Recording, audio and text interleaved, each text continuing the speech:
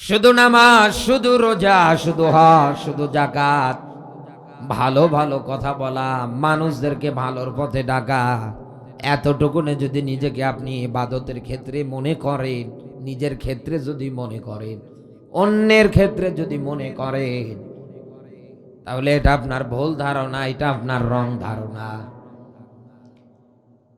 হয়তো আপনি এবার আমার যুক্তি দেখাবেন যে হুজুর ইবাদত বলতে নামাজ, এটা আপনি কেমনে অস্বীকার করেন?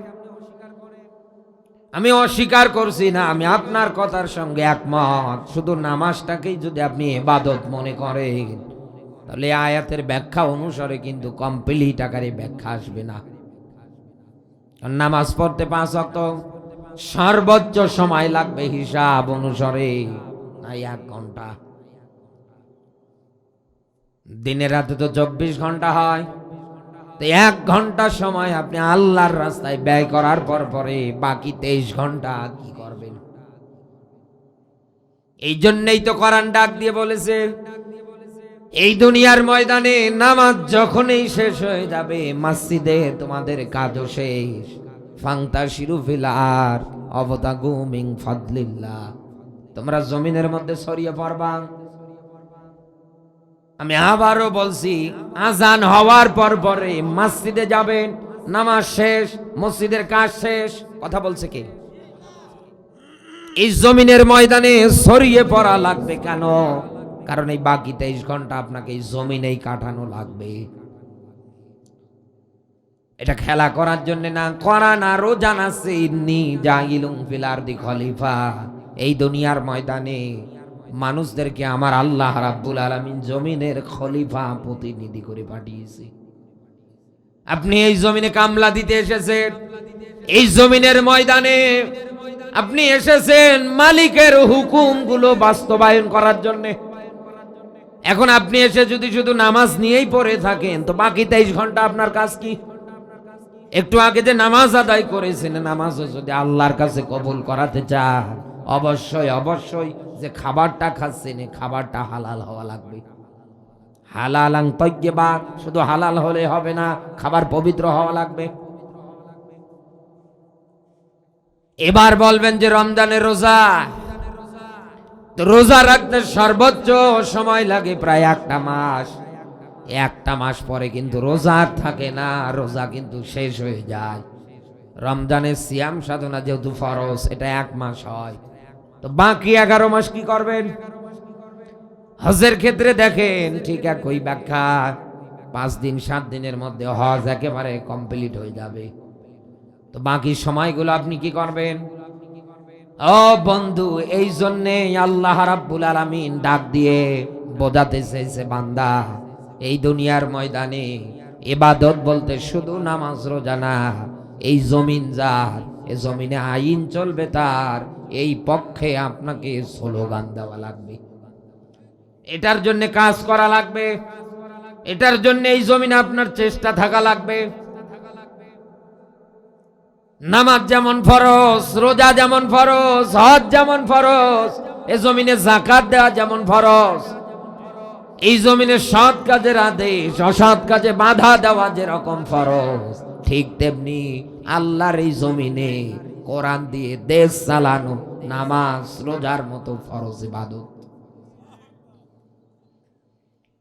এখন যারা নিজেদেরকে বিশাল বড় আল্লাহর ওলি ভেবে বসে আছেন, যে আমি নামাজ রোজা নিয়ে বিশাল বড় আল্লাহর ওলি, হাতে তসবিহ নিয়ে টেপাটেপি করেন, একবার সুবহানাল্লাহ পড়ে 33 কোটি সওয়াবের মালিক যারা হচ্ছেন, আমার এই কোরআনের আয়াতটার দিকে একবার খেয়াল করেন। সূরা নিসা 4 নাম্বার সূরা 5 নাম্বার পারার 76 নাম্বার আয়াত। আল্লাহ পাক বলেন, আল্লাযীনা আমানু ইউকাতিলুনা ফি সাবিলিল্লাহ, বলেন আল্লাহু আকবার। এই দুনিয়ার ময়দানে যারা ঈমানদার, ওরা লড়াই করবে, সংগ্রাম করবে কার রাস্তায়? আরো জোরে বলেন, জোর হলো না। এখন আপনি নিজেকে বিশাল বড় ঈমানদার দাবি করে বসে আছেন, মসজিদের মেম্বার থেকে শুরু করে ওয়াজের মাঠ পর্যন্ত, যখন এই ইমাম সাহেবরা, আলেম ওলামারা এই জমিনের ময়দানে আল্লাহর পথে লড়াই সংগ্রামের কথা বলে, তখন আপনার রাগ হয়। তখন আপনার মন খারাপ হয়। অথচ আল্লাহ রাব্বুল আলামিন এই জায়গায় শব্দ বসিয়েছে আল্লাযিনা আমানু, অতঃপর যারা ঈমান এনেছে তারা লড়াই করবে, সংগ্রাম করবে কার পথে? এই জমিনটা কোরআন দিয়ে চলুক, এটা শুনলে আপনি রাজাকার বলে গালি দেন। এই জমিনটা আল্লাহর হুকুম, আল্লাহর বিধান দিয়ে চলুক, এ পক্ষে কথা বললে আপনি মৌলবাদী বলে ট্যাগ লাগান। এক কথা বলে লাগান, আপনি উল্টা পাল্টা ধারণা করে বসে থাকেন, একটার পর একটা মিথ্যা তহমত আলেম ওলামাদের নামে দিতে থাকে। ও বন্ধু, আমি আপনাকে বলছি আয়াতটা নিয়ে গবেষণা চালান। এই জমিনের ময়দানে আল্লাহর পথে লড়াই সংগ্রাম করা নামাজ রোজার মতো ফরজ ইবাদত। দুনিয়ায় যারা এটা মানবে না, যারা অস্বীকার করবে, এটা বাদ দিয়ে যারা জীবন সাজাবে, ও ইমানদার না, ও নির্ভেজাল মুনাফিক। সূরা বাকারার 8 নম্বর আয়াতের ব্যাখ্যা দেখবেন বাড়ি গিয়ে ভালো করে। আল্লাহ পাক বলেন অমিনান নাসি, নবী মানুষদের ভিতরে এমনও মানুষ আছে যারা আপনার কাছে এসে ডাক দিয়ে বলবে এই দুনিয়ার ময়দানে জান্নাত জাহান্নাম পরকাল যা কিছু আছে সবগুলোর প্রতি আমরা ঈমান আনলাম।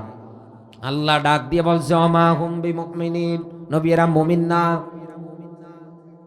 এখন প্রশ্ন আসতে পারে আমাদের মাঝে, জবান দিয়ে ঈমানের ঘোষণা দেওয়ার পরেও, নামাজ পড়ার পরেও, আখিরাত পরকাল জান্নাত জাহান্নাম অদৃশ্য জিনিসগুলোর প্রতি বিশ্বাস স্থাপন করার পরেও এই লোকগুলো ঈমানদার না কেন?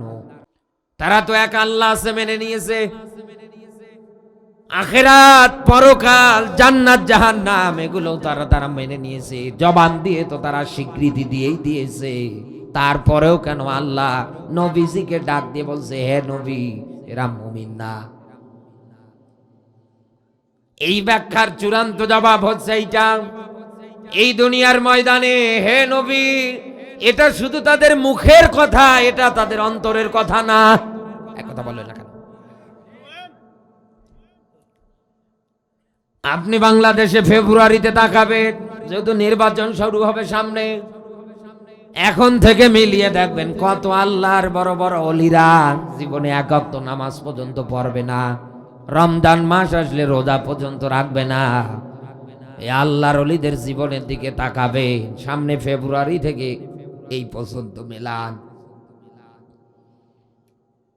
মাথায় বড় বড় টুপি, গায়ে পাঞ্জাবি, বিশাল বড় আল্লাহর ওলির দাবি করে বসে থাকে, জবান দিয়ে জান্নাত জাহান্নাম আখিরাত পরকাল যা কিছু আছে সবগুলো স্বীকৃতি গ্যারান্টি দিয়ে দেয়।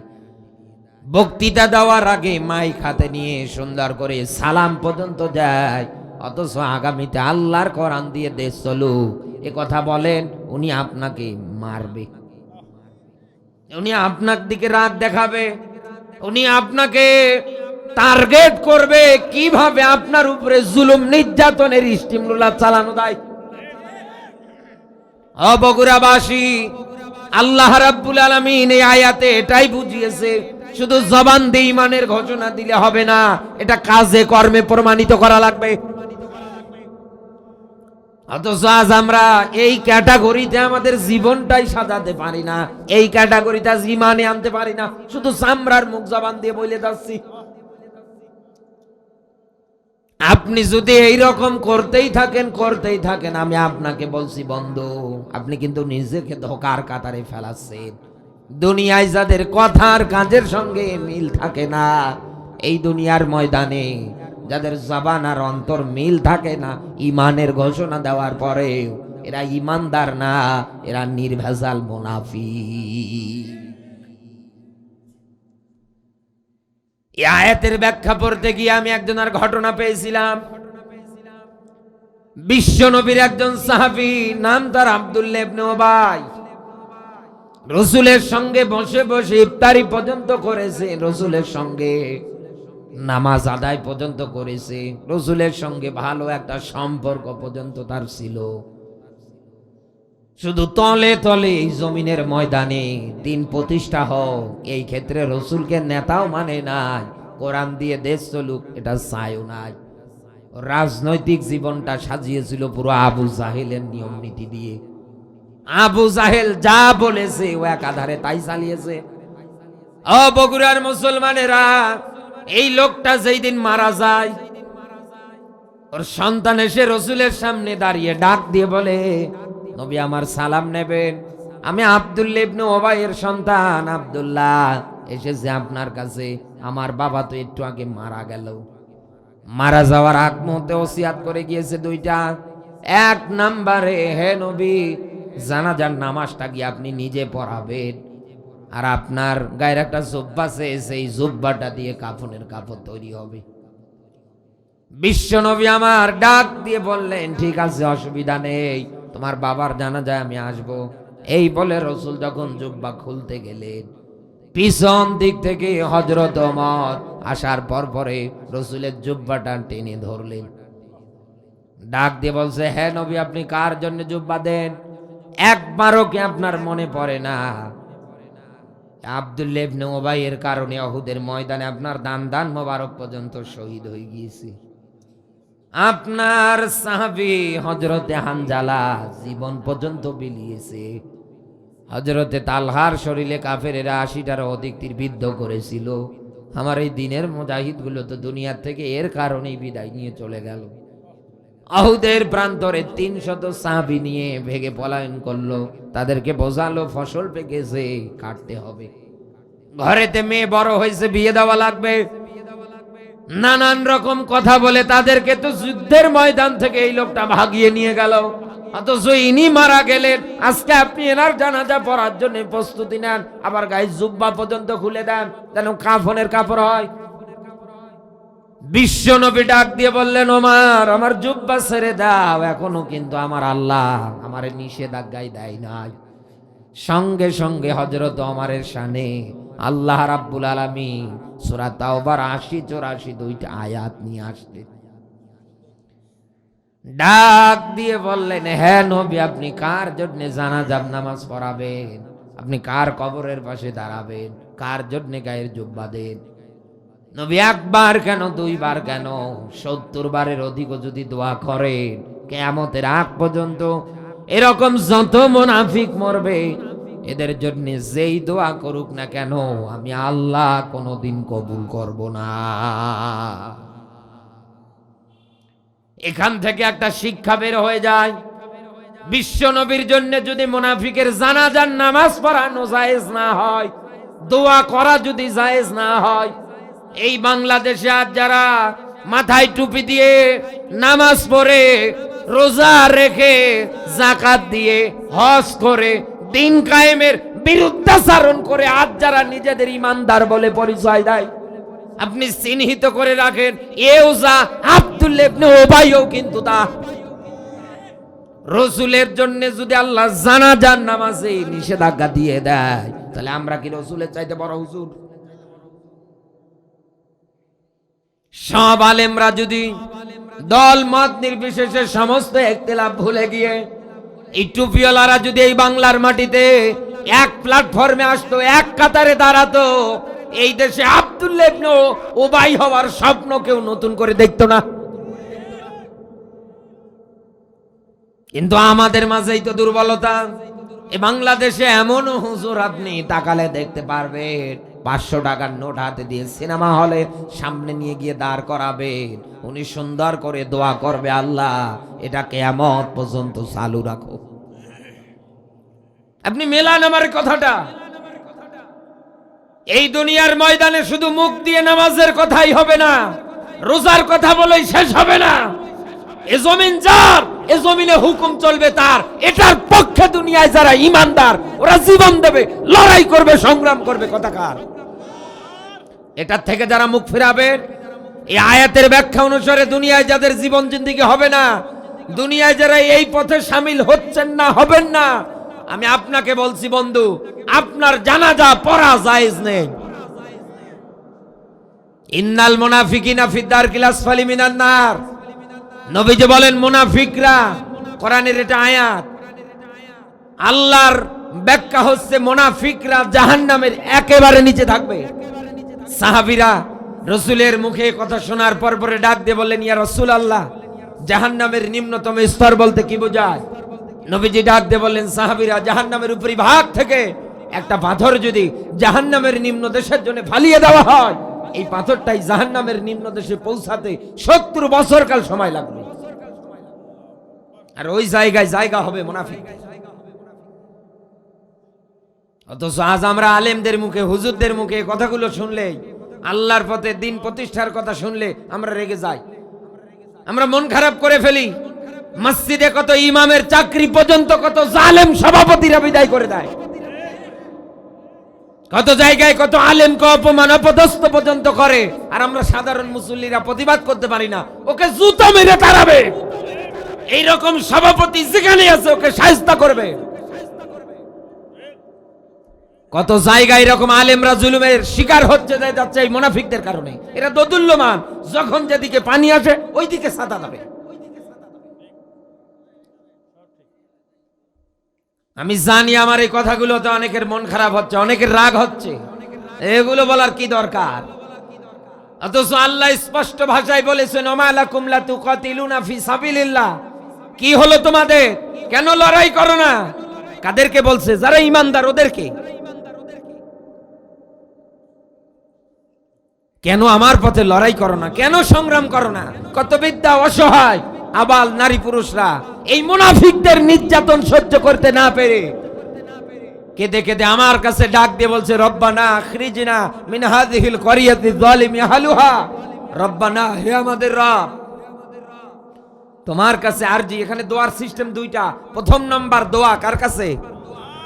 ডাক দিয়ে বলছে, আল্লাহ, এই জনপদের মানুষ জালেম, এই রাষ্ট্রের মানুষ জালেম। এখানে কুরা শব্দ ব্যবহৃত হয়েছে। গ্রাম, জনপদ, শহর, আপনি যে কোনো একটা ধরলেই তাফসীর করতে পারবে। আল্লাহ, এই জনপদের মানুষ জালেম, এরা অত্যাচারী, এরা মানুষ হত্যাকারী, বিনা কারণে আমাদের উপরে জুলুম নির্যাতন চালায়। আল্লাহ, এদের হাত থেকে তুমি আমাদের বাঁচাও। শেষের ব্যাখ্যা দেখেন, নাসির, আল্লাহ একজন সাহায্যকারী, একজন বন্ধু পাঠাও। আল্লাহর পথে লড়াই আর সংগ্রাম মানে মারামারি না। এই জমিনের ময়দানে মানুষ হত্যা করে না। এই জমিনে লড়াই সংগ্রাম মানে আল্লাহর পথে এটাই বোঝায় এই লড়াই সংগ্রামের মাধ্যমে যেন এই জমিনে মাজলুম মানুষগুলো তাদের অধিকার ফিরে পায়। আজ এই বাংলাদেশে দেখেন যে টুপিওয়ালারা এই মাজলুম মানুষদের অধিকার আদায়ের জন্য মাঠে ময়দানে কাজ করে যাচ্ছে। আমাদের বাংলাদেশের মুসলমান পরিচয় দেওয়া নামধারী কিছু মুনাফিকের বাচ্চারা তাদেরকে নিয়ে উল্টা পাল্টা কথা বলে। আপনি হিসাব করে আমার কথাগুলো মেলাবেন। একটা কথাও নিজের মন করা বলছি না। নিজেকে ইমানদার পরিচয় দেওয়ার আগে কথাগুলো আগে জীবনে মিলান। আমি আগেই বলেছি, চিন্তা ভাবনা করে। এটা আল্লাহ দিয়েছে আপনাকে, অন্য কোন প্রাণীকে দেয় না।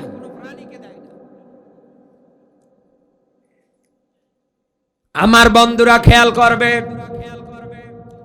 অথচ এই জমিনে আজ আমরা এমন ইমানদার হয়ে বসে আছি। এই সেদিন নওগাঁয় গিয়েছিলাম অক্টোবর মাসে, একটা লোক গলায় গামছা পেঁচিয়ে নিচে আত্মহত্যা করে ফেলেছে।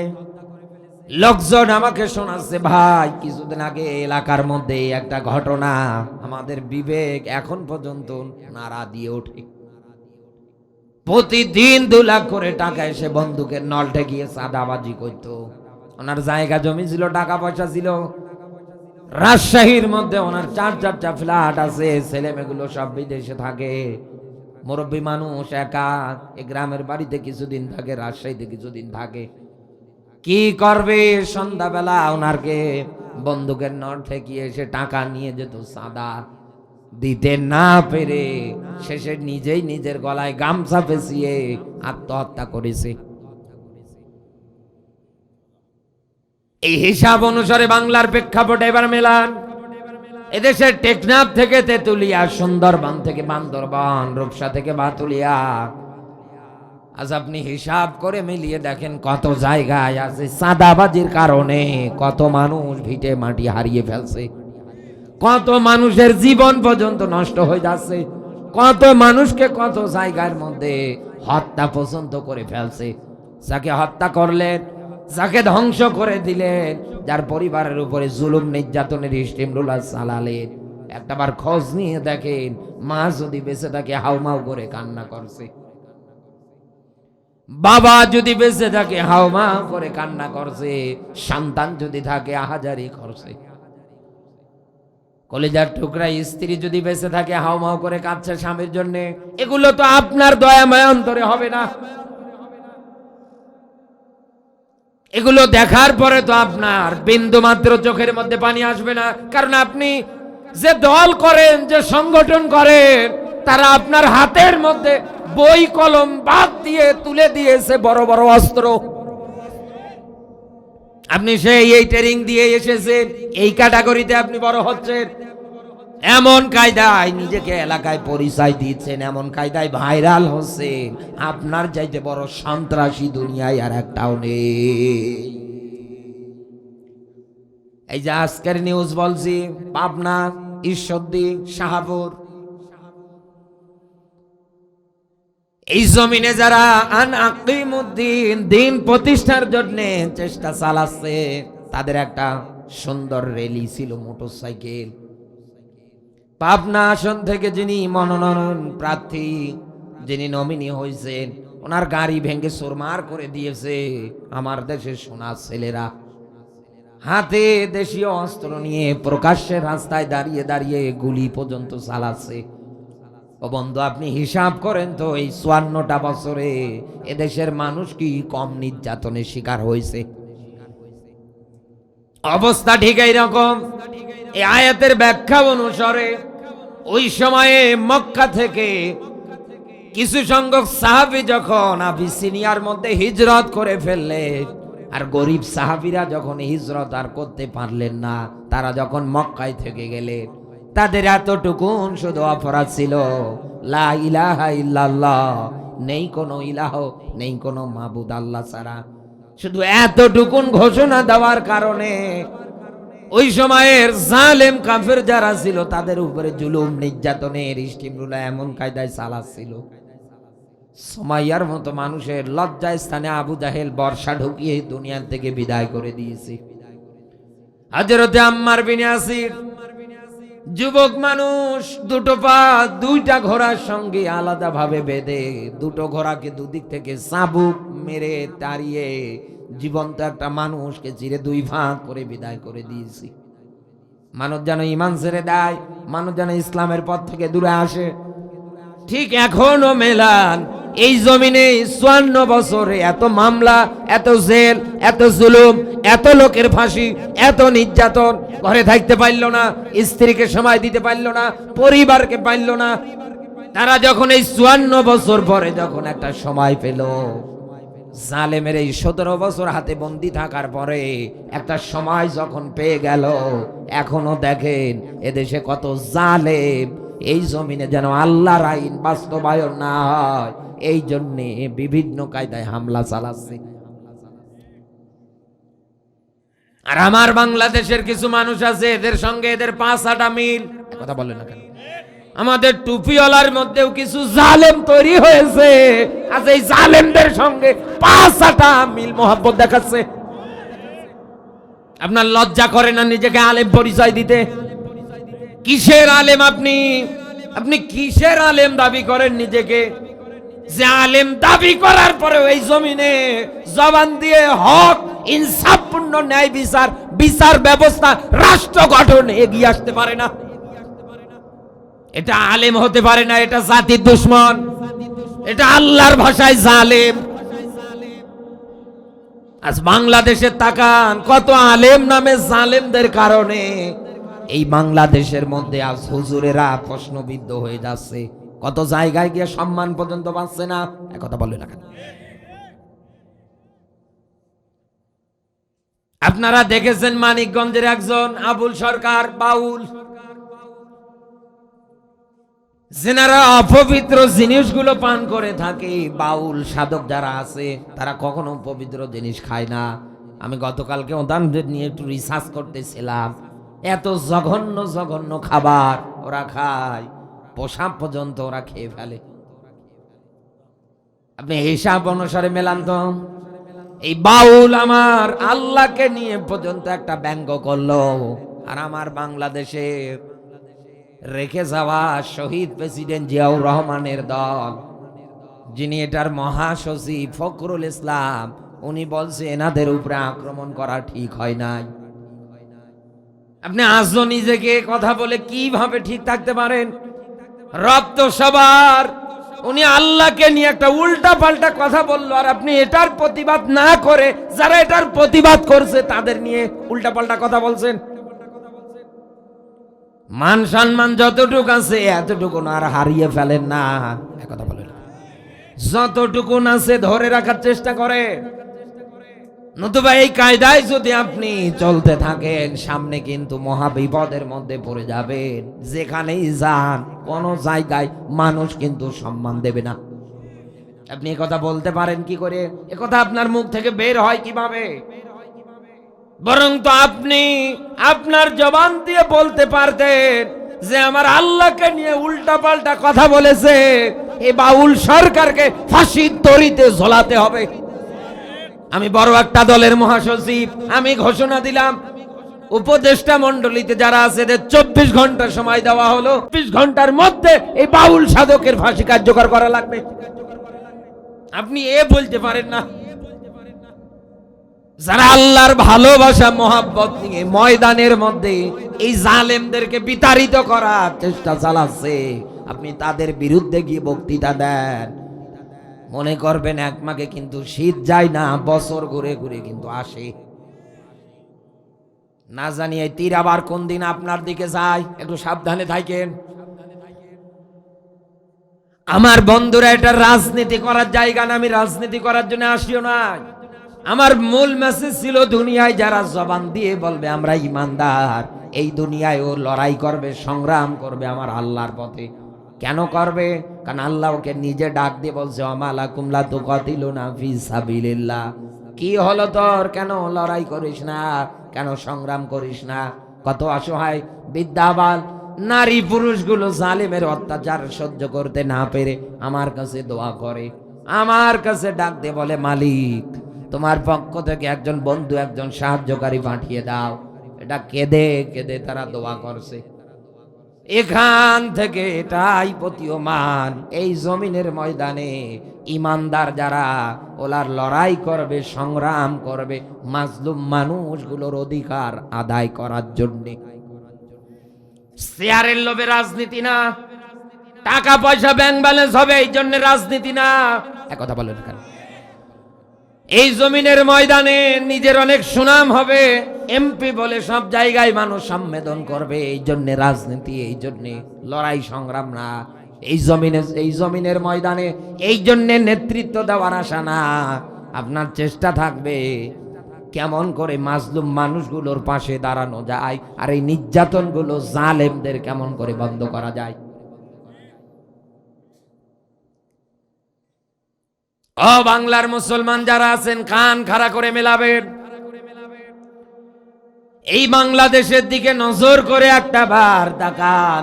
এখন একটা মেয়ে বিয়ে দিতে গেলে সর্বোচ্চ আমার এলাকায় ছেলে যদি রিক্সা চালিয়েও খায়, ছেলে যদি ভ্যান চালিয়েও খায়, বাবার জমিতে যদি কৃষি কাজ করেও খায়, আমার নীলফামারী জেলায় একটা এরকম বর যদি আপনার মেয়ের সঙ্গে বিয়ে দিতে চান, ওকে সর্বোচ্চ 2-2.5 লাখ টাকা দেওয়াই লাগবে।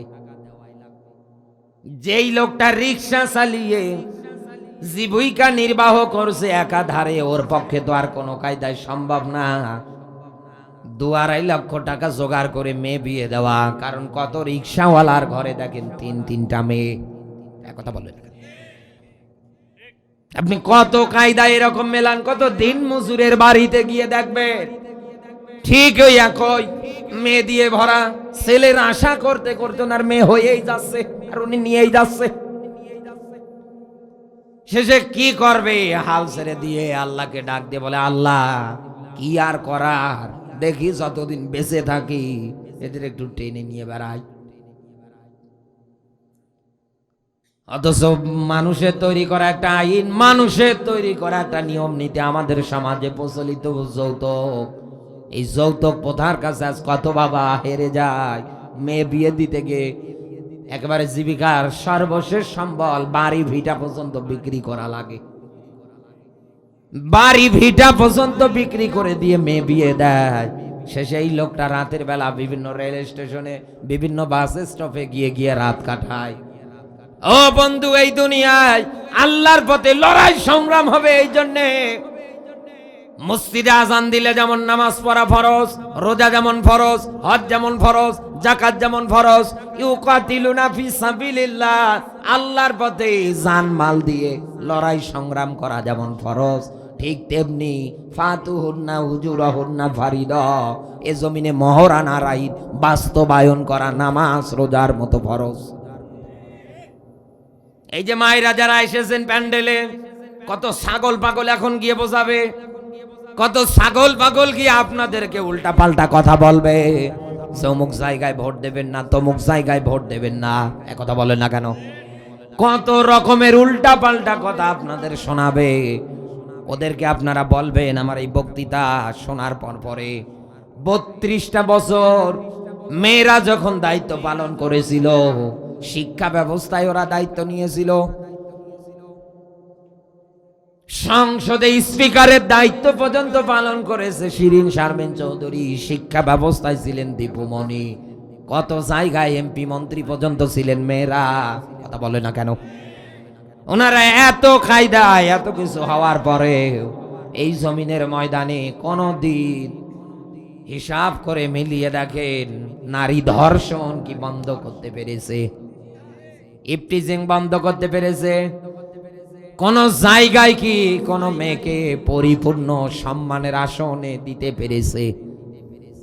দেখা গিয়েছে 32 বছর মেয়েরা দেশ চালানোর পরেও এই দেশে ধর্ষণ, এই দেশে যৌতুক, এই দেশে নারী ধর্ষণ বন্ধ হয় নাই, বরং আরো বেড়েছে। 22 বছর পুরুষেরা চালিয়েছিল, এই 22 বছরে আমার দেশের জাতির মানুষদের ভাগ্য পরিবর্তন হয় নাই, মানুষ আর দুর্নীতিতে গিয়েছে। দেখা যেত উপর থেকে চাউলের কত বস্তা আসতো আমার দেশের ইউনিয়ন পরিষদের এমনও মেম্বার চেয়ারম্যান নামক চোরকে দিয়েছিলাম, ও নিজেই বিক্রি করে বউয়ের কসমেটিক কেনে। উপর লেভেলের এমপি মন্ত্রী যারা আছে ওরা তো আরো বড় চোর, কথা বলেন। এরা গরিব দুঃখীদের সহায়তা করবে কি? এরা তো নিজেই আগে চুরি করে খাওয়া লোক। 32 বছর মেয়েরা আর 22 বছর পুরুষেরা, গড় হিসাব করে মিলিয়ে দেখেন বন্ধু, পুরো 54টা বছর এরকম ধোকার কায়দায় তো আপনারা পড়লেন। এরকম ধোকা দিয়ে শুধু বোকা বানিয়েছে আমাদের। ন্যায্য অধিকার, ন্যায্য আদায়, ন্যায় ইনসাফপূর্ণ সমাজ কেউ গঠন করতে পারলেন না। বিশ্ব নবীও তার জীবনে 1 থেকে 40 বছর বয়স পর্যন্ত মানুষদের এই দুর্গতি দেখার পরে হিলফুল ফুজুর একটা নামক সংগঠন পর্যন্ত গঠন করলেন, মানুষদের ভালো বানানোর জন্য চেষ্টা চালাচ্ছেন। এত কিছু করার পরেও মানুষের এত ভালো হয় না। মানুষজন মদ, হাটে বাজারে নারীদের বিক্রি পর্যন্ত করে, মেয়ে সন্তান হয়ে গেলে আসার দিয়ে দুনিয়া থেকে বিদায় পর্যন্ত করে দেয়। ওটা তো আজ্ঞামে জাহিলিয়াত, একেবারে মূর্খতার যুগ, অজ্ঞতার যুগ, অন্ধকারের যুগ। কোন জায়গায় কোন ক্ষেত্রে কারো কোনো সম্মান ছিল না। বিশ্ব নবী 1 থেকে 40 বছর বয়স পর্যন্ত চেষ্টা চালালেন জাতির ভাগ্য পরিবর্তনের জন্য, নিজের ব্রেন বুদ্ধি দিয়ে কোন কায়দায়, কোন ক্ষেত্রে, কোন জায়গায় রাসূল পারলেন না। 40 থেকে 63-তে যখন গেলেন, আমার আল্লাহ যখন তাকে ডাক দিয়ে বললেন, ইয়া আইয়ুহাল মুদাসসির, হে কম্বলওয়ালা ওঠেন, জাতিকে সতর্ক করেন, জাতিকে ভয় দেখান, জাতিকে আপনি কোরআন দিয়ে সতর্ক করেন, জাতির মাঝে কোরআন পড়ে পড়ে ব্যাখ্যা করেন। উতলুমা উহিয়া ইলাইকা মিনাল কিতাব, নবী আপনি পাঠ করেন, তিলাওয়াত করেন, যেটা আমি আল্লাহ আপনার উপরে নাজিল করে দিয়েছি, এ কোরআন আপনি পড়েন, এ কোরআন দিয়ে মানুষের মাঝে ব্যাখ্যা করেন। 40 থেকে 63-তে গিয়ে রাসূল যখন কোরআন হাতে নিয়ে বলেছেন মদ হারাম, মানুষজন মদ খাওয়া থেকে ফিরে এসেছে। যখন বলেছেন জেনা ব্যভিচার হারাম, জেনা ব্যভিচার করলে এ শাস্তি হবে, মানুষজন জেনা ব্যভিচার ছেড়ে দিয়েছে, কথা বলে না কেন? বিশ্ব নবী যখন এক এক করে কর্মসূচি হাতে নিয়েছে, সর্বশেষ রসুল যখন আল্লাহর কাছে রাষ্ট্র ক্ষমতার জন্য দোয়া পর্যন্ত চালালেন, বিশ্বনবী যখন 10 বছর যখন আল্লাহর এই কোরআন দিয়ে রাষ্ট্র ক্ষমতায় বসে রাষ্ট্র চালালেন, রাসূল কোরআন হাতে নিয়ে বলেছেন খয়রুল কুরুনি করনি, আমার যুগটাই হচ্ছে সর্বশ্রেষ্ঠ যুগ। এই বাংলাদেশে এখন আপনি হিসাব করেন, আল উলামা ওয়ারাসাতুল আম্বিয়া, নবীজি বলেন আমার পরে এই দুনিয়ার ময়দানে নাইবে নবী তারা যারা আলেম। শুধু এতটুকুন যদি আপনি হাদিসের ব্যাখ্যা করেন, হাদিসের ব্যাখ্যাটা কিন্তু পূর্ণাঙ্গ হয় না। এখানে আলেম যারা আছে জিজ্ঞাসা করেন, নবীর বহু বচন আম্বিয়া, আদম থেকে শুরু করে বিশ্ব নবী পর্যন্ত এই দুনিয়ায় যত নবী এবং রাসূলকে আল্লাহ পাঠিয়েছেন, আল্লাহ রাব্বুল আলামিন এটাই জানিয়েছেন কিয়ামতের আগ পর্যন্ত যত আলেম আসবে তারা শুধু বিশ্ব নবীর ওয়ারিস না, তারা সকল নবীদের ওয়ারিস। সুলাইমান নবী আল্লাহর কাছে রাষ্ট্র ক্ষমতার জন্য দোয়া করেছেন। আমাদের নবী বিশ্ব নবী মুহাম্মাদুর রাসূলুল্লাহ এ জমিনের রাষ্ট্র ক্ষমতায় চেয়ারে বসার জন্য আল্লাহর কাছে দোয়া করেছেন। নূহ আলাইহিস সালাতু ওয়াস সালাম, এরকম করে হিসাব অনুসারে আপনি মেলান, এই জমিনের ময়দানে প্রত্যেকটা নবী এবং রাসূলেরা এ জমিনের রাষ্ট্র ক্ষমতা চেয়েছেন কার কাছে? তা আমরা তো তার ওয়ারিস, আমরা তো নায়েবে নবী। এখন আমরা যদি বলি এই জমিনে আগামীতে আলেমরা রাষ্ট্র ক্ষমতায় যাবে আর কোন জায়গায় কোন ক্ষেত্রে কোন নির্যাতন হতে দেবে না, কোন দুর্নীতি সিটারি বাটপারি হতে দেবে না, তখন এই বাংলাদেশের কত বড় বড় বুদ্ধিজীবীরা বলবে হুজুরেরা রাষ্ট্র ক্ষমতায় এসে কি করবা, রাষ্ট্রের চেয়ারে বসা কি দরকার? মসজিদে নামাজ পড়াবা কোরআন দিয়ে, রমজান মাস আসলে তারাবি পড়াবা, মাদ্রাসার মধ্যে বাচ্চাগুলোকে কোরআনে কারিম শিক্ষা দিবা, এটা তো তোমাদের কাজ। তোমাদের আবার রাষ্ট্র ক্ষমতায় আসার কি দরকার? কারণ ওরা ভালো করে জানে যে আলেমরা যদি একবার রাষ্ট্র ক্ষমতায় বসে যায়, আমরা যে 2 নাম্বার, ওরা আমাদের পিটিয়ে এদেশ থেকে তাড়াবে। এই জন্যই তো ওরা সবচাইতে বেশি আলেমদের দিকে টার্গেট করে। ওরা এই জন্যই তো সব সময় আলেমদের কথাগুলো বন্ধ করার জন্য চেষ্টা চালায়। আল্লাহ পাক বলেন ওয়াকালাল্লাযীনা কাফারু লা তাসমাউ লিহাযাল কুরআনি ওয়ালগাউ ফীহি লাআল্লাকুম তাগলিবুন।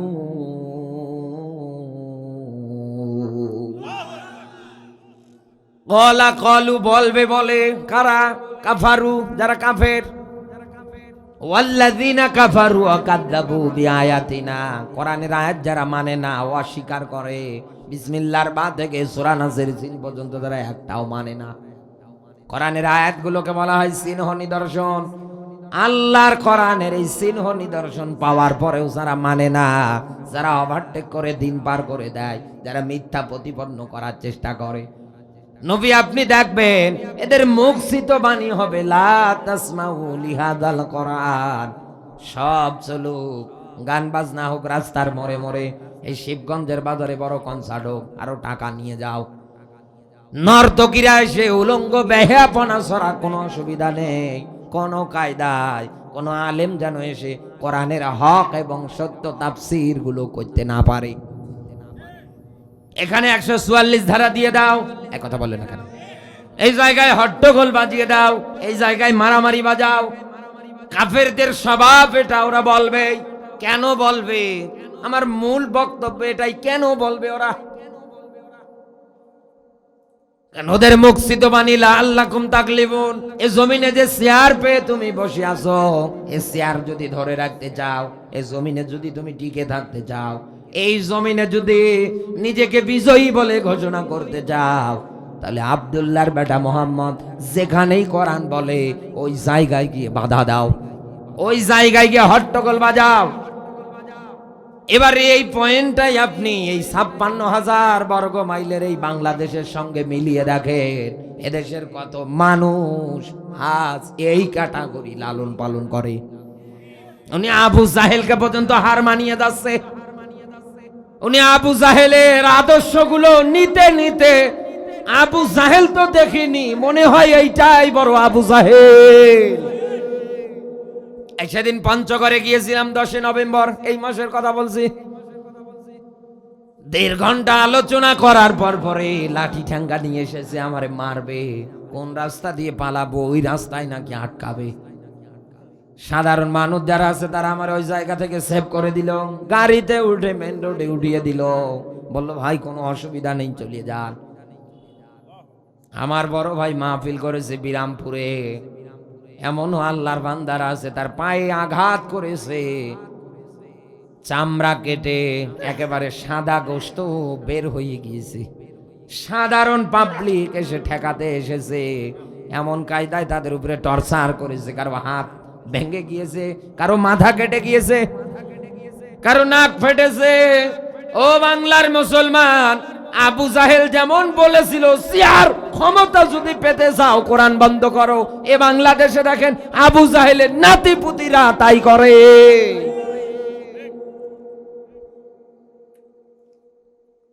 এই জন্য আমি আপনাকে বলছি বন্ধু, আজ যারা এই ঘোষণা দেন কেন আলেমরা রাষ্ট্র ক্ষমতায় যাবে, আমাদের নবীজিকে অনুসরণ করা ফরজ আইন। আলমগীর হোসেন বিপ্লবী করবে, ওর বাবা করবে না, হবে না। এই পৃথিবীর ময়দানে যেই বলবে কিয়ামতের আগ পর্যন্ত আমি নবীজির উত্তরসূরি, আমি নবীজির ওয়ারিস, আমি নবীজির উম্মত, ওকেই রসুলকে অনুসরণ করা লাগবে। কারণ এটা যেমন তেমন বিষয় না, এটা ফরজে আইন, প্রত্যেকটা মানুষকে মানাই লাগবে। উনি যে কায়দায় রাজনীতি করেছে, উনি যে কায়দায় পরিবার চালিয়েছে, উনি যে কায়দায় জীবন চালিয়েছে, উনি যে কায়দায় এই জমিনের ময়দানে আদর্শগুলো বিস্তার করে গিয়েছে, আপনাকেও একে 100-100 ওইটাই মানা লাগবে। তো উনি যদি রাষ্ট্র চালাতে পারে, উনি যদি জাতির পরিবর্তন আনতে পারে কোরআন দিয়ে, তাহলে এই দেশে 54 বছর পরে আমরা কেন কোরআন দিয়ে দেশটা চালিয়ে দেখতে পারবো না? আপনার সমস্যা কোন জায়গায়? এদেশে কোনো হিন্দু তো এসে বাধা দেয় না, এদেশে কোনো বৌদ্ধ তো বাধা দেয় না, এদেশে কোনো খ্রিস্টান তো বাধা দেয় না। এক কথা বললো না কেন? আমি তো তাকিয়ে দেখতে পাচ্ছি বাধা যারা দিচ্ছে ওরা ইমানদার পরিচয় দিয়ে আল্লাহ একজন আছে বিশ্বাস করে, আর জান্নাত জাহান্নাম পরকাল যা আছে ওরা সব বিশ্বাস করে। ওই যে আবু জাহিলের কথা মানুষ পিটিয়ে বিদায় করবে, এদেরও চিন্তা এই আমরা যে 2 নাম্বার সিটারি বাটপারি করি, এটা যদি কোরআন দিয়ে জাতি বুঝে যায় তোমাদের পিঠে চামড়া থাকবে না। কারণ কোরআন এমন একটা কিতাব, আপনি এর ডান থেকে বাম থেকে কোনো কিছু বাদ দিতে পারবেন না, নতুন করে কোনো জিনিস ঢোকাতে পর্যন্ত পারবেন না। কমপ্লিট আকারে আল্লাহ নাজিল করেছে। মা ফাররাতনা ফিল কিতাবি মিন শাই, এমন কোন এক্সাম্পল, এমন কোন উদাহরণ নেই যেটা আল্লাহ রাব্বুল আলামিন তার এই কিতাবে দিতে বাদ রেখেছে। তাহলে এই হিসাব অনুসারে আপনি মিলিয়ে দেখেন মানব রচিত বিধানে যৌতুকের মাধ্যমে কত পরিবার আজ ধ্বংসের মুখোমুখি হয়ে যাচ্ছে। কত কায়দায় দেখেন কত মানুষের নামে মিথ্যা মামলাগুলো পর্যন্ত রটাচ্ছে জালেমরা। বগুড়া শহরে মারামারি করে গাড়িতে আগুন দেয় ওরা, নাম হয় টুপিওয়ালার, সে আর বাড়ি আসতে পারে না। পুলিশ ওকে একাধারে খুঁজে বেড়াচ্ছে একটা মিথ্যা মামলা আর ওয়ারেন্ট জারি করে দিয়ে। কথা বলে না কেন? বগুড়ার মুসলমানেরা শেষে তখন গ্রেপ্তার হয়ে যায়, ওকে নিয়ে চলে যায় থানায়, পুরো পরিবারটা একেবারে অসহায় অবস্থায় দিন পার করে।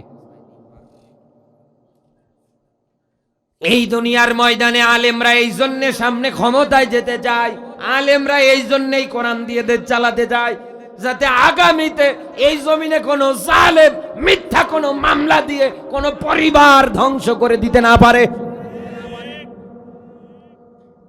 আর আপনি তো আন্দাজে উল্টাপাল্টা কথা বলেন।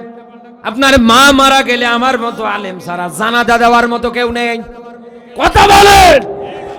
আপনার বাবা মারা গেলে আমার মতো আলেম সারা জানাজা দেওয়ার কেউ নেই। আপনার বাড়িতে বিয়ের অনুষ্ঠান বাজলে আমার মতো হুজুর ছাড়া বিয়েটা পর্যন্ত বৈধ হবে না। বিয়ের খুতবা দেওয়া লাগবে, এটা আমার মতো হুজুর ছাড়া আর কেউ পারবে না।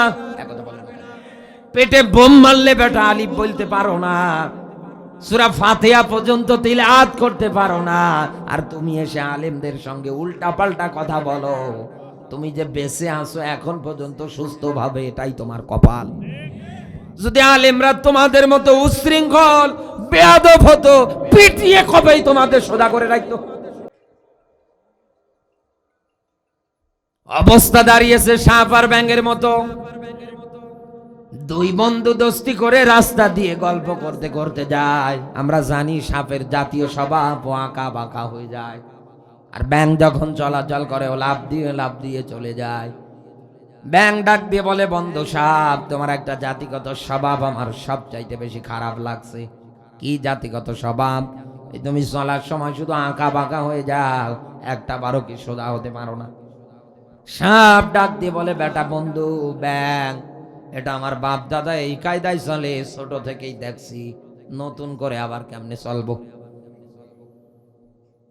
তোর এত বড় সাহস, তুই আমার বাপ দাদা তুলে পর্যন্ত গালি দিলি। তুই জানিস আমার 14 গোষ্ঠী আঁকা বাঁকায় চলে, আবার নতুন করে এটা আমারে খোটা মারলি।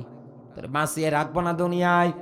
মেজাজ গরম যখন হয়ে গিয়েছে, ব্যাংকে ধরার জন্য পিছন বরাবর তাড়া করছে।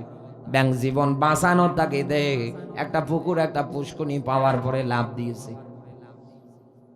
পাশ দিয়ে যাচ্ছে রাখাল, তাকিয়ে দেখছে পুকুর পারে সাপ, ফো করে আওয়াজ দিচ্ছে, একেবারে হাতের লাঠি দিয়ে আচ্ছা মারা মেরে টনটনা সোজা করেছে। ব্যাংক পানির থেকে ওঠার পরে ডাক দিয়ে বলে, বন্ধু তোরে কত করে বললাম সোজা হয়ে চল, সোজা হয়ে চল, তুই তো শুনলি না, মরার পরে তো ঠিকই সোজা হয়ে গেলি। ঠিক তেমনি আমি আপনাকে আজকে বলছি যে আপনি মাজলুম মানুষের অধিকার আদায়ের জন্য রাজনীতি করেন, দল করেন, সংগঠন করেন। কিভাবে মাজলুম মানুষগুলোর অধিকার ফিরিয়ে দেওয়া যায়? আর কোনো নতুন মিথ্যা মামলা না, আর কোনো দুর্নীতি না, আর কোনো চিটারি বাটপারি না। এই জমিন যেন শান্তিপূর্ণ একটা সমাজ যে পরিণত হয়ে যায়, এই পক্ষে আপনি ভূমিকা রাখেন। না শুনে আপনি ওই তেরা বেঁকা পথে যান। ও বন্ধু, যেদিন মরে যাবেন ঠিক কিন্তু হুজুরেরা আলেমরা টান দিয়ে সোজা করে চকলেটের মতো মুড়িয়ে খবরে রেখে আসবে। কি জবাব দেবেন? হিসাব করে মরেন। শুধু মরলেই হবে না, একটু হিসাব করে মরেন। চোখের সামনে একটা মানুষ যখন মরে যায়, কবরে যখন রেখে আসেন, দেখেন তো উনি কি নিয়ে যেতে পারে। ওনার এত বড় দল, এত বড় সংগঠন, এত টাকা পয়সা, এত ব্যাংক ব্যালেন্স, এত সুন্দর ঘরের বউ, কথা বলবেন না কেন? কেউ তো সাথে যেতে চায় না, কেউ তো কোনো কায়দায় তার সঙ্গী হতে চায় না, কেউ তো তার সঙ্গে একটা সেকেন্ডের সময় কাটাতে চায় না। মারা যেতে দেরি, উপর থেকে টান দিয়ে নিচে নামাতে দেরি করে না। তুমি কিসের মশান দেখাও? কার পিছনে জীবন ব্যয় করো? কোন উদ্দেশ্যে এই জীবনটা তুমি জালেমদের তালিকা অনুসারে লিপিবদ্ধ করে ফেলছো? এই জন্যই তো কোরআন ডাক দিয়ে বলছে, আলহাকুমুত তাকাসুর, দুনিয়ার ধন সম্পদ টাকা পয়সা প্রচুর্য, এগুলোর পিছনে তোমরা দৌড়াবে না। কথাকার আমাল হায়াতুদ দুনিয়া ইল্লা মাতাউল গুরুর, দুনিয়ার জীবন খেল তামাশা, রং তামাশা ছাড়া অন্য কোনো কিছু না। এই আয়াতের ব্যাখ্যা পড়তে গিয়ে আমি ছোট্ট একটা ঘটনা পড়েছিলাম। হযরত ঈসা রুহুল্লাহ কোনো একটা জায়গায় সফরে যাচ্ছিলেন। কিছু দূর যাওয়ার পর পরে একটা লোককে পেলেন। লোকটা ডাক দিয়ে বলে, পয়গম্বর, আপনি মনে হয় কোনো জায়গায় যাচ্ছেন, আপনি যদি আমার একটু সফরে নিয়ে যেতেন খুব ভালো হতো। কিছু দূর যাওয়ার পর পরে তাকিয়ে দেখছে সামনে একটা বকরি। পয়গম্বর ঈসা রুহুল্লাহ হাত রাখার পর পরে আল্লাহর কাছে দোয়া করলেন, আল্লাহ খোদার তো আমি দুইজন, ইনি আর আমি, আল্লাহ এই মুহূর্তে যদি খাবার হতো এটা ভালো হতো। এই লোকটার একটা মুজিজা আল্লাহ দিয়েছিলেন, মৃত মানুষকে ইনি জিন্দা করতে পারতেন কুম বিইজনিল্লাহ বলে। ছাগলটা সঙ্গে সঙ্গে ওনার সামনে খাবার আকারে পরিবেশন হয়ে গেল। লোকটা এই মজেদা দেখার পর পরে অবাক হয়ে গেলেন। দুইজনে পেট পুরে আহার করলেন।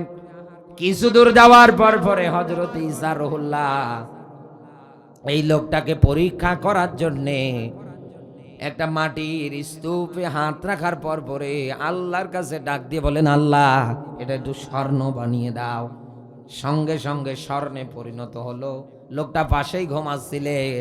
ঈসা রুহুল্লাহ আস্তে করে ওই জায়গাটা ত্যাগ করলেন। ওই জায়গা থেকে অন্য জায়গায় চলে গেলে এই লোকটা ঘুম থেকে ওঠার পরে তাকিয়ে দেখছে এত বড় স্বর্ণের একটা স্তূপ। এখান থেকে তো আমার স্বর্ণ নিতেই হবে, যা আছে সব আমি নিয়ে নেব। সে সেই স্বর্ণ দিয়ে যখন হাঁটা দিচ্ছিলেন, প্রতিমধ্যে আর দুইজনের সঙ্গে দেখা। ডাক দিয়ে বলে, তুমি এতগুলো স্বর্ণ কোথায় পেলে? বলে, ওই জায়গায়। ওই জায়গা থেকে তুমি সবই নিয়ে এসেছো? বলে, হ্যাঁ। আমরা তো এখন এই জায়গায় তিনজন, তাহলে তিনজনে আমরা এটা ভাগ বাটোয়ারা করে নেই। তুমি একটু নাও, আমি একটু নেই, তুমিও চলো আমিও চলি। বলছে, না, হবে না, যেহেতু আমি পেয়েছি অবশ্যই অবশ্যই এটা আমার অধিকার বেশি। তোমরা যেহেতু চেয়েছো, ঠিক আছে, আমরা তো এখন সম্পদশালী, এই স্বর্ণ রেখে দিচ্ছে এই জায়গায়। ওরা যুক্তি পরামর্শ করে একজনকে খাবার আনতে পাঠালেন, যাও কিছু খাবার নিয়ে আসো। উনি খাবার আনতে চলে গেলেন। যিনি খাবার আনতে গেলেন এ চিন্তা করে, খাবারে যদি বিষ মিশিয়ে দেই, দুইটাই বিষ খাওয়ার পরে মরিয়ে যাবে, পুরো সম্পদ হয়ে যাবে আমার, আমি তো লালে লাল হয়ে যাব। কে আমারে বড়লোক হওয়ার হাত থেকে ঠেকাবে? আর এদিকে এরা দুইজন চিন্তা করে, ও আসা মাত্রই আমরা দুইজনে লুকিয়ে থেকে ওরে আড়ালে এমন ভাবে মাথায় আঘাত করবো যেন লাগার সাথে দুনিয়ার থেকে বিদায় নাই। যেমন কথা তেমন কাজ। খাবার আনতে দেরি, সামনে দাঁড়াতে দেরি, পিছন দিক থেকে সে আঘাত করতে দেরি করলেন না। চোখের পলকে জীবন্ত একটা মানুষ ছটফট করে দুনিয়ার থেকে বিদায় নিয়ে চলে গেলেন। দুইজন তো আর জানে না যে বেটা খাবারে বিষ মিশিয়ে এনেছে। দুইজনে আনন্দ করে খাবার খাওয়ার পর পরে এই বিষের কারণে দুইজনেই মারা যাওয়ার পরে পরে থাকলেন। পুরো সম্পদের স্তূপ পাহাড়টা পড়ে থাকলেন। কিছুক্ষণ পর ঈসা রুহুল্লাহ রাস্তা ধরে আসার পর পরে তাকিয়ে দেখলেন এই ঘটনা। তিনি ডাক দিয়ে বলেন, আল্লাহ, এ মানুষগুলো দেখো কত বোকা। এ মানুষগুলো জানে যে রায় সম্পদ নিয়ে যতই গর্ব করুক, যতই কিছু করুক, এ সম্পদ নিয়ে তারা কবরে পর্যন্ত যেতে পারবে না। বরং দুনিয়ায় যারা সম্পদশালী হওয়ার পরেও আল্লাযী জামা মালা ওয়া আদ্দাদা, এ সম্পদগুলো বারবার গণনা করবে আর জবান দিয়ে চিন্তা আনবে, এই সম্পদ আদি টাকা পয়সা তো আমাকে এই জমিনে স্থায়ী করবে, এ জমিনে সম্মান দেবে, এ জমিনে রাজত্ব দেবে, এ জমিনে আমাকে চেয়ার দেবে। আল্লাহ পাক বলেন, এই লোকটাকে আমি আল্লাহ জাহান্নামে হুতামায় রাখবো। আরে ভাই, দুনিয়া তো এরকম, আপনি কোন দিকে দৌড়ান, সব পরে থাকবে। আজরাইল আসা মাত্র সব কিছু ছেড়ে আপনাকে যাওয়া লাগবে, আপনার কিছুই মনে থাকবে না। এই যে কয়েকবার ভূমিকম্প আজকেও হয়েছে, হালকা আকারে ঢাকা নরসিংদীতে। বাংলাদেশে 2-3 দিন কি 5-7 দিনের মধ্যে বড় একটা ভূমিকম্প আঘাত হানবে। আপনি চিন্তা ভাবনা করেন, যদি এই বাংলাদেশে একটা বড় ভূমিকম্প হয়, যেটা সংখ্যা করছে বিজ্ঞানীরা, আপনার সম্পদ, আপনি যে চেয়ারের জন্য লাফাচ্ছেন, ওই চেয়ার ঠিকই পড়ে থাকবে, কিন্তু আপনি দুনিয়ায় থাকবেন না। এই জমিন একজনকে পালতে আসে নাই, হাজার হাজার মানুষকে পালতে এসেছে। আপনার বাবা এসেছিল, আপনার বাবার বাবা এসেছিল, কথা বলে না কেন, তার বাবার বাবা এসেছিল। হিসাব করে মেলান, কত লোক এই জমিনে এসেছে আর গেছে, জমিন কিন্তু পড়ে আছে। এজন্য সাবধান, জমিনের উপরে চলে, উল্টা পাল্টা পথে যাইয়েন না, মাসলুমদের বদদোয়া নিয়েন না, যে হাতের দ্বারা আজ মানুষদের উপরে নির্যাতন করে। আল ইয়াউমা নাকতিমু আলা আফওয়াহিহিম, সূরা ইয়াসিনের 65 নম্বর আয়াত। কিয়ামতের দিন আল্লাহ মুখে সেলাই করে দেবে। আল্লাহ বললেন আমার সঙ্গে কথা বলবে তোর এই হাত। এই হাত মানে শুধু এই হাত না, এই হাত মানে ক্ষমতার হাত। এ কথা বললেন না কেন? এই হাত মানে টাকা পয়সার হাত।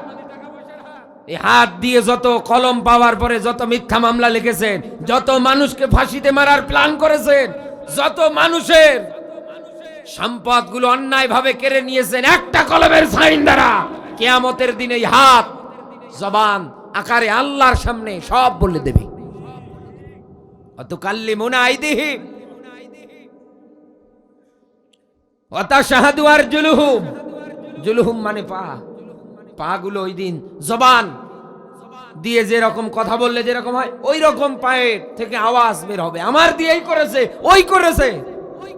মাথা থেকে শুরু করে পায়ের আঙ্গুল পর্যন্ত প্রত্যেকটা অঙ্গ পতঙ্গ হয় আপনার পক্ষে নতুবা বিপক্ষে গিয়ে দাঁড়াবে। যে জমিনের উপরে দাঁড়িয়ে মস্তানি করে, যে জমিনের উপরে দাঁড়িয়ে মানুষদের উপরে, মানুষদের বুকে ছুরি চালান, যে জমিনের উপরে দাঁড়িয়ে মানুষদের উপরে নির্যাতন করে, ও আখরাজাতিল আরদু আসকালাহা, এই জমিন ওই দিন সব বৃত্তান্ত বর্ণনা করবে কার কাছে? আরো জোরে বলেন, জোর হলো না? আপনার রাজত্ব আর কয়দিন? আপনার এই রাজত্ব আর কয়দিন? জমিন আপনার বিরুদ্ধে। দুই ঘাড়ে দুই ফেরেশতা, কিরামান কাতিবিন, সম্মানিত দুজন লেখক। ভালো যেটা করেন লেখছে, খারাপ যেটা করেন ওটাও লেখছে। কি জবাব দেবেন মরণের পরে যখন আপনার মুখ সেলাই করা থাকবে?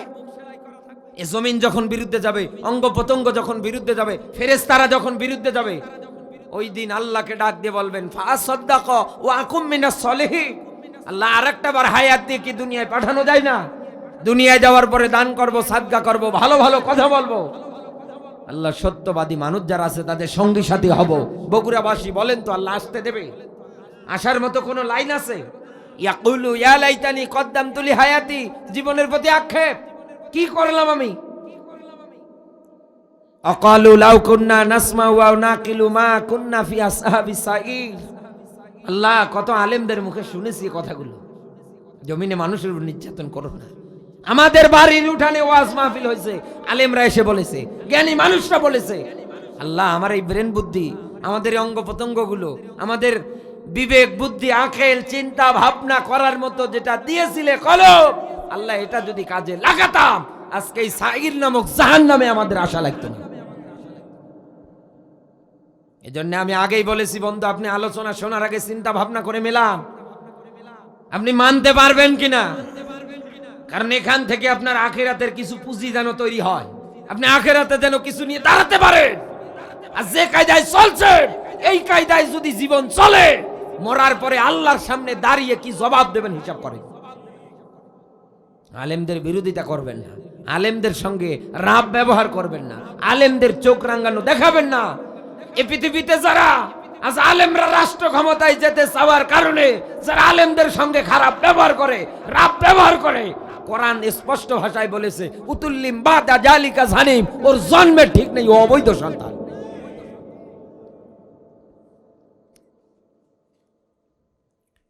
বগুড়াবাসী রাত গভীর হয়ে যাচ্ছে, আমি আপনার মাঝে আর বেশি সময় কথা বলবো না।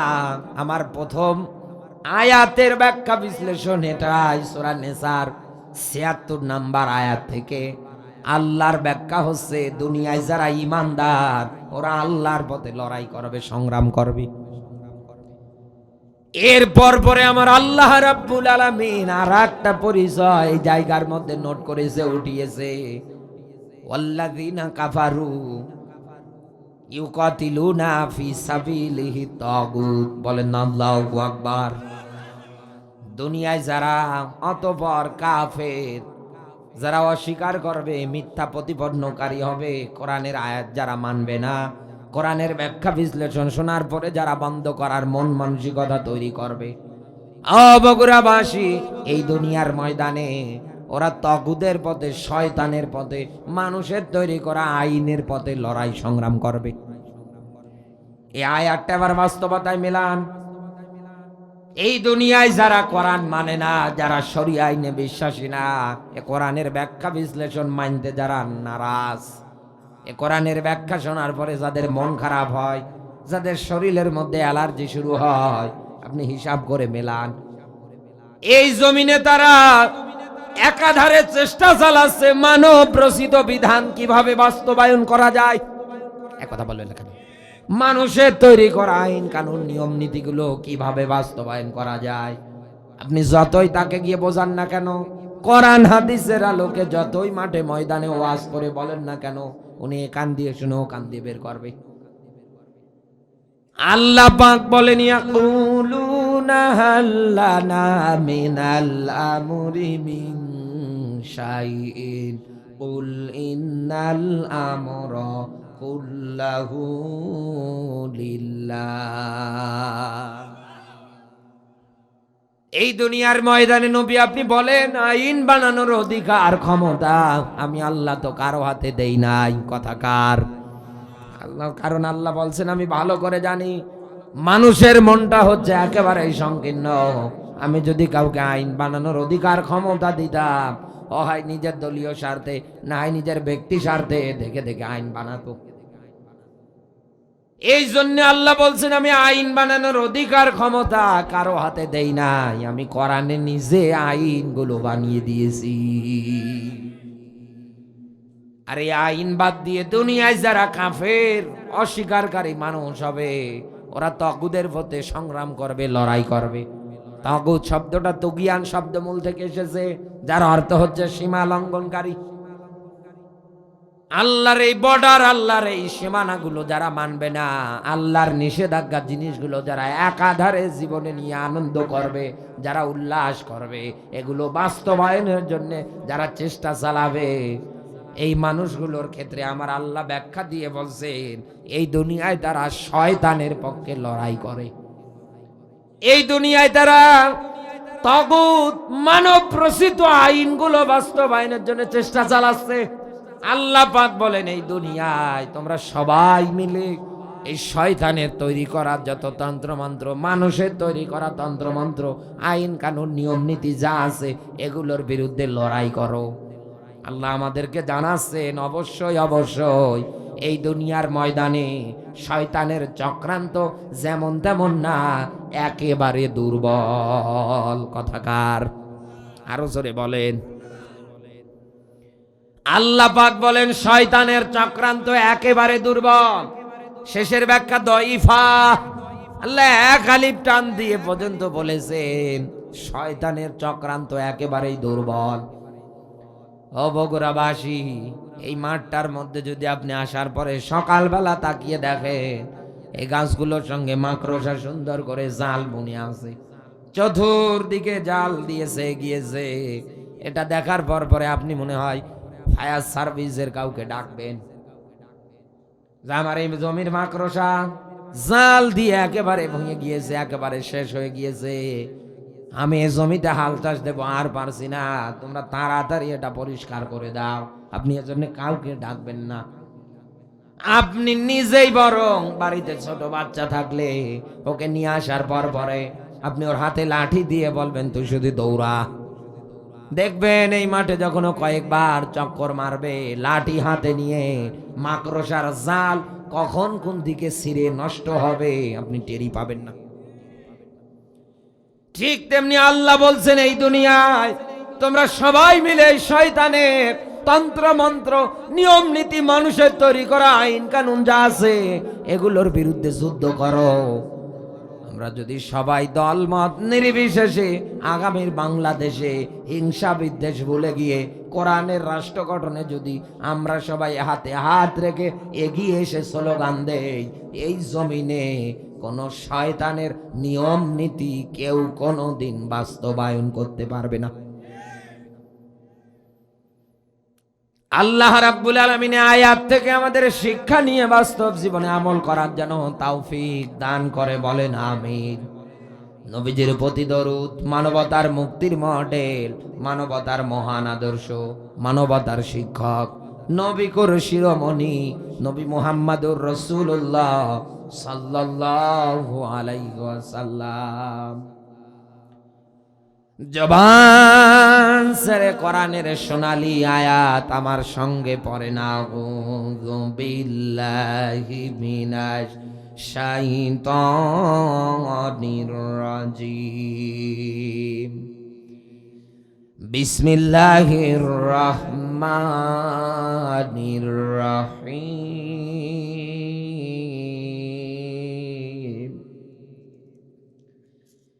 ইয়া আইয়ুহাল্লাযীনা আমানুত্তাকুল্লাহ।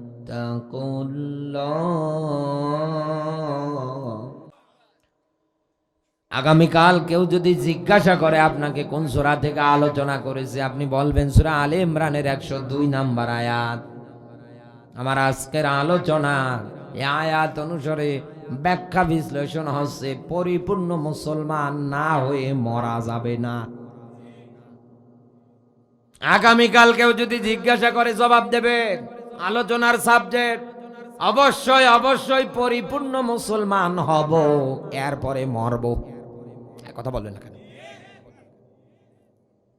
এই জন্য আল্লাহ সবার প্রথম ডাক দিছে ইয়া আইয়ুহাল্লাযিনা আমানু। ইয়াটা হচ্ছে হরফে নেদা। ইয়া দিয়া আল্লাহ রাব্বুল আলামিন এই জায়গায় যারা ঈমানদার তাদেরকে সম্বোধন করেছে। বাংলার মুসলমান যারা আছেন ঈমানদারদেরকে আল্লাহ ডাক দেওয়ার পরে বলছে আমানুত্তাকুল্লাহ, বান্দা আমাকে ভয় করো। আমাদের মনে এবার প্রশ্ন আসতে পারবে যে আমরা তো ঈমানদার আছি, আমরা তো আল্লাহকে ভয় করি, কথা বলেন না কেন? আমরা তো আল্লাহকে ভয় করি, আমরা তো ঈমানদার, আবারও আল্লাহ কেন ঈমানদারদেরকে ভয় করার কথা দিলেন? এখানে তো ইয়া আইয়ুহান নাস দিতে পারতেন, কিন্তু না দিয়ে আল্লাহ আমানু শব্দটা কেন বসালেন? বগুড়াবাসী নিজের ব্রেন বুদ্ধি চিন্তা ভাবনা দিয়ে নিজের মন মতো ঈমান এনে এই অনুযায়ী দুনিয়ায় যদি আল্লাহকে আপনি ভয় করেন, এই ভয় করা কিন্তু না। নিজের মতো করে ঈমান এনে যদি আপনি নিজেই আল্লাহকে ভয় শুরু করে দেন, এই ঈমান না, এই ভয় না। ঈমানও যদি দুনিয়ায় আনতে চান, কামা আমানান নাস, মানুষ যেভাবে ঈমান এনেছে ওইভাবেই আনা লাগবে। কথাকার মানুষদের ভিতরে ছিলেন হযরতে বেলাল, হযরতে সুমাইয়া, হযরতে আম্মার, হযরতে হানজালা, হযরতে আবু বকর, হযরতে ওমর, যারা দুনিয়ার ময়দানে এমন দৃষ্টান্ত স্থাপন করেছেন, এই জমিনের ময়দানে জিন্দা থাকতেই তারা জান্নাতের সার্টিফিকেট হাতে পেয়েছে। আল্লাহ পাক বলেন ঈমান আনতে হলে ওদের মতো আনো, আর ভয় ভীতি অর্জন করো। ঠিক ওরা যেমন ভয় করেছিল ওই রকম ভয় আমাকে করো। আমার যত নিষিদ্ধ ঘৃণিত কাজ আছে এগুলোর থেকে ফিরে আসো। এই যে আর একটা ব্যাখ্যা দেখবেন ভয়ের ক্ষেত্রে, খাউফ। খাউফ মানে সাধারণ ভয়। বাঘ দেখলে যেরকম ভয় করে মানুষ, সাপ দেখলে যেরকম ভয় করে, ও বন্ধু ঠিক তেমনি এই দুনিয়ায় একজন ঈমানদার, একজন আল্লাহওয়ালা মুত্তাকি মানুষের কাছে মরণটাও সাধারণ ভয়। সেই দুনিয়ার ময়দানে মৃত্যুটাকেও সাধারণ ভয় মনে করে, কারণ সে জানে আমি দুনিয়ায় এসেছি যেমন একা, আমার চলে যাওয়া লাগবে একা। সব জিনিসের ওয়ারেন্টি গ্যারান্টি হয়, কিন্তু আমি এসেছি যেমন, আমার তো কোনো ওয়ারেন্টি আর গ্যারান্টি নেই। না জানি কখন আমারে চলে যাওয়া লাগবে, কখন আমি চলে যাব। এজন্য ঈমানদার যারা ঈমান আনার পরে যারা আল্লাহকে পরিপূর্ণ ভয় করতে পারে, জেল দিয়ে হোক, জুলুম দিয়ে হোক, রিমান্ড দিয়ে হোক, নির্যাতন দিয়ে হোক, ফাঁসির দড়ি তৈরি করে হোক, এই ঈমানদারদের এক চুল পরিমাণ ইসলামের পথ থেকে দূরে সরে আনা সম্ভব না। বিশ্বনবীর সামনে হযরতে খাব্বাব এসে ডাক দিয়ে বলছে, হে নবী, আমরা তো মার খেতে খেতে শেষ হয়ে যাচ্ছি, আমাদের উপরে তো জুলুম নির্যাতনের স্টিম রোলার একটার পর একটা আসে, আমাদের চোখের সামনে আমাদের ভাইগুলোকে বিদায় করে দেয়। নবী আল্লাহর কাছে দোয়া করেন না, মাত্তা নাসরুল্লাহ, আল্লাহর সাহায্য কখন আসবে? নবীজি মসজিদে নববীর দেয়ালে হেলান দেওয়া ছিলেন, হেলান দেয়া অবস্থায় রাসূল সুন্দর করে সোজা হয়ে বসলেন। হযরতে খাব্বাবের দিকে রাসূল তাকিয়ে ডাক দিয়ে বললেন, খাব্বাব, তোমাদের আগে যারা এই জমিনে দিন প্রতিষ্ঠার জন্য এসেছিল তোমাদের আগে যারা এই জমিনে ইমানের ঘোষণা দেওয়ার পরে মালিককে ভয় করে, ওই দাবি অনুযায়ী যারা রবের আইন, রবের বিধানগুলো বাস্তবায়নের জন্য চেষ্টা চালিয়েছিল, ওই সময়ের কাফের বেঈমান যারা আছে তাদের মাথার উপরে করারটা রেখে দিত। জীবন্ত অবস্থায় চোখের সামনে একটা জীবন্ত মানুষকে করার চিপ দিয়ে চিরে 2 ভাগ করে দুনিয়ার থেকে বিদায় করে দেওয়া হতো।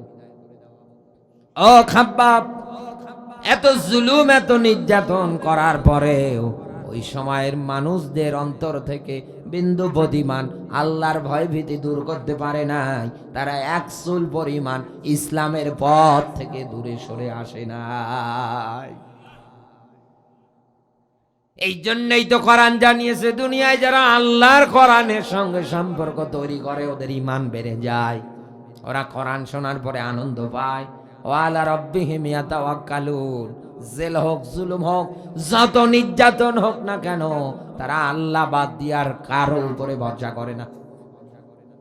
এজন্য বগুড়াবাসী এতটুকুন ব্যাখ্যা থেকে আপনার জীবনে এটাই শিক্ষা, এই জমিনে আল্লাহর নিষিদ্ধ ঘৃণিত মানুষের তৈরি করা যত আইন নিয়ম কানুন আছে, এগুলো আমরা চিরদিনের জন্য এই মাহফিল থেকে বয়কট করলাম। আমরা আল্লাহর আইন মানব, মানুষের তৈরি করা, শয়তানের তৈরি করা তন্ত্র মন্ত্র মানব না।